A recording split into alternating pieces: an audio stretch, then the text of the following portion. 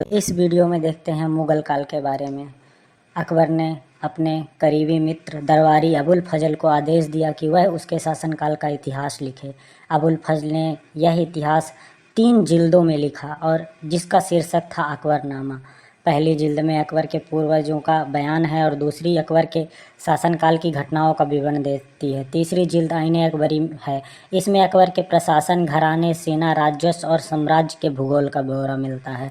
इसमें समकालीन भारत के लोगों की परंपराओं, सांस्कृतिक का विस्तार से वर्णन मिलता है। आईने अकबरी का सबसे रोचक आयाम है विविध प्रकार की चीज़ों, फसलों, पैदावार, कीमतों, मजदूरी और राजस्व का सांख्यिकीय विवरण।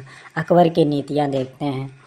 प्रशासन के मुख्य अभिलक्षण अकबर ने निर्धारित किए थे और उनका विस्तृत वर्णन अबुल फजल की अकबरनामा विशेषकर आईने अकबरी में मिलता है। अबुल फजल के अनुसार साम्राज्य में कई प्रांतों में बटा हुआ था जिन्हें सूबा कहा जाता था। सूबों के प्रशासक सूबेदार कहलाते थे जो राजनैतिक तथा सैनिक दोनों प्रकार से कार्यों का निर्वाह करते थे। प्रत्येक प्रांत में एक वित्तीय अधिकारी भी होता था जो दीवान कहलाता था। कानून और व्यवस्था बनाए रखने के लिए सूबेदार को अन्य अफसरों का सहयोग प्राप्त था जैसे बख्शी सैनिक वेतन अधिकारी, सदर धार्मिक और धर्मार्थ किए जाने वाले कार्यों का मंत्री, फौजदार सेना नायक और कोतवाल नगर का पुलिस अधिकारी था। जहांगीर के दरबार पर नूरजहां का प्रभाव देखते हैं। मेहरुन्निसा ने 1611 में जहांगीर से विवाह किया और उसे नूरजहां का खिताब मिला। नूरजहां हमेशा जहांगीर के प्रति अत्यधिक वफादार रही और उसको समय समय पर सहयोग देती रही। नूरजहां के सम्मान में जहांगीर ने चांदी के सिक्के जारी किए जिनमें एक ओर उसने उसके स्वयं के किताब उत्कीर्ण थे और दूसरी ओर वाक्य रानी बेगम नूरजहां के नाम से गढ़ा हुआ था। बाईं ओर दिया गया दस्तावेज नूरजहां द्वारा जारी किया गया आदेश था। चौकोर मोहर बताती है कि उदात्त और महान महारानी नूरजहां पादशाह बेगम का आदेश। गोल मोहर के अनुसार शाह जहांगीर के प्रताप से महारानी चंद्रमा जैसी वैभवशाली बन गई। हम कामना करते हैं कि नूरजहां पादशाह का इस युग की सर्वोत्तम महिला बने। ऐसा सिक्कों में देखने को मिलता था। अकबर के अभिजात बड़ी सेनाओं का संचालन करते थे और बड़ी मात्रा में राजस्व खर्च करते थे। जब तक कोई वफादार रहे साम्राज्य का कार्य सफलतापूर्वक चलता रहा, परंतु 15वीं सदी के अंत तक कई अभिजातों ने अपने स्वतंत्र ताने बाने बुन लिए थे। साम्राज्य के प्रति उनकी वफादारी उनके निजी हितों के कारण कमज़ोर पड़ गई थी।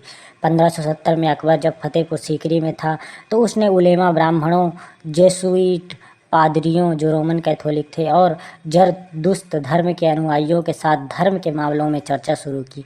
ये चर्चाएं इबादत खाना में हुई। अकबर की रुचि विभिन्न व्यक्तियों के धर्मों और रीति रिवाजों में थी। इस विचार विमर्श से अकबर की समझ बनी कि जो विद्वान धार्मिक रीति और मताधाता पर बल देते हैं वे अक्सर कट्टर होते हैं। उनकी शिक्षाएं प्रजा के बीच विभाजन और असमंजस पैदा करती हैं। ये अनुभव अकबर को सुलह-ए-कुल या सर्वत्र शांति के विचार की ओर ले गया। सहिष्णुता की यह धारणा विभिन्न धर्मों के अनुयायियों में अंतर नहीं करती थी, परंतु इसका केंद्रबिंदु नीति शास्त्र, एक व्यवस्था जो सर्वत्र लागू की जा सकती थी, जिसमें केवल सच्चाई, न्याय और शांति पर बल था। अबुल फजल ने सुलह-ए-कुल के इस विचार पर आधारित शासन दृष्टि बनाने में अकबर की मदद की। शासन के इस सिद्धांत को जहांगीर और शाहजहां ने भी अपनाया जो अकबर के बाद के शासक थे। सुलह-ए-कुल क्या होता था? अकबर की सुलह-ए-कुल की नीति का उनके पुत्र जहांगीर ने इस प्रकार वर्णन किया है। ईश्वरीय अनुकंपा के विस्तृत आंचल में सभी वर्गों और सभी धर्मों के अनुयायियों की एक जगह है। इसलिए उसके विशाल साम्राज्य में जिसकी चारों ओर सीमाएं केवल समुद्र से ही निर्धारित होती थी, विरोधी धर्मों के अनुयायियों और तरह तरह के अच्छे बुरे विचारों के लिए जगह थी। यहाँ असहिष्णुता का मार्ग बंद था। यहाँ सुन्नी और शिया एक ही मस्जिद में इकट्ठे होते थे और ईसाई और यहूदी एक ही गिरजे में प्रार्थना करते थे। उसने सुसंगत तरीके से सार्विक शांति सुलह-ए-कुल के सिद्धांत का पालन किया।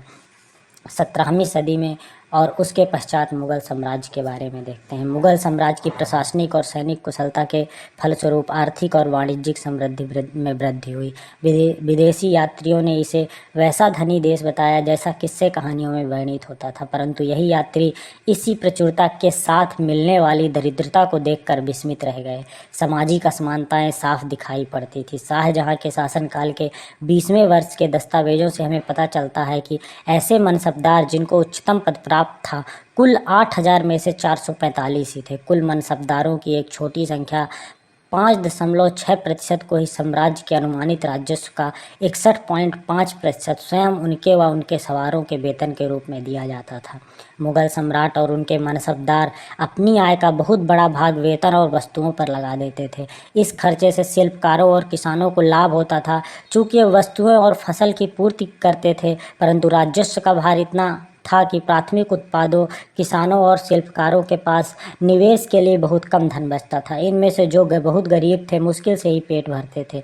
वही उत्पादन शक्ति बढ़ाने के लिए अतिरिक्त संसाधनों में, औजारों और अन्य वस्तुओं में निवेश करने की बात सोच भी नहीं सकते थे। ऐसी अर्थव्यवस्था में ज़्यादा धनी किसान, शिल्पकारों के समूह, व्यापारी, महाजन ज़्यादा लाभ उठाते थे। मुगल के कुलीन वर्ग के हाथों में बहुत धन और संसाधन थे, जिनके कारण 17वीं सदी के अंतिम वर्षों में वे अत्यधिक शक्तिशाली हो गए। जैसे जैसे मुगल सम्राट की सत्ता पतन की ओर बढ़ती गई, वैसे वैसे विभिन्न क्षेत्रों में सम्राट के सेवक स्वयं ही सत्ता के शक्तिशाली केंद्र बनने लगे। इनमें से कुछ के नए वंश स्थापित किए गए और हैदराबाद एवं अवध जैसे प्रांतों में अपना नियंत्रण जमाया।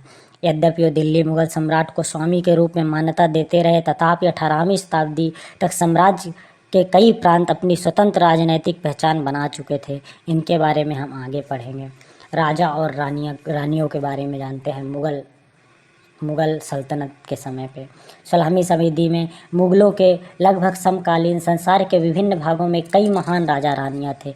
इनमें ऑटोमन तुर्की के सुल्तान सुलेमान, जो 1520 से 1566 तक था, शामिल है। उसके राज में ऑटोमन राज्य का विस्तार यूरोप की ओर हुआ। उसने हंगरी को अपने राज्य के साथ मिला लिया और ऑस्ट्रिया को घेर लिया। उसकी फौजों ने बगदाद और इराक भी हथिया लिया। मोरक्को तक उत्तरी अफ्रीका का बहुत सा हिस्सा ऑटोमन सत्ता को मानता था। सुलेमान ने ऑटोमन नौसेना का पुनर्गठन किया। पूर्वी भूमध्य सागर के इलाकों पर इस नौसेना का प्रभुत्व इसी की वजह से स्थापित हुआ। स्पेन के साथ उसकी प्रतिस्पर्धा हुई। अरब सागर में नौसेना ने पुर्तगालियों को चुनौती दी। सम्राट को अल कानूनी विधि निर्माता का खिताब दिया गया, क्योंकि उसके शासनकाल में बड़ी संख्या में नियम कानून बनाए गए थे। इन नियमों का लक्ष्य था कि बढ़ते साम्राज्य के विभिन्न क्षेत्रों को ध्यान में रखते हुए प्रशासनिक तरीकों का मानकीकरण हो, ताकि किसानों और बेगारों को भारी करों से बचाया जा सके। आगे चलकर 17वीं शताब्दी में ऑटोमन क्षेत्र में जब सार्वजनिक व्यवस्था का पतन हुआ, तो सुलेमान कानूनी के काल को आदर्श शासनकाल के रूप में याद किया जाने लगा। अकबर के अन्य समकालीन शासकों के बारे में पता लगाएं तो इंग्लैंड की शासक रानी एलिजाबेथ 1558 से 1603 तक थी। ईरान का सफाविद शासक शाह अब्बास 1558 से 1629 तक, और इनसे कहीं ज़्यादा विवादास्पद रूपी शासक जार इवान चतुर्थ बेसिलेएविच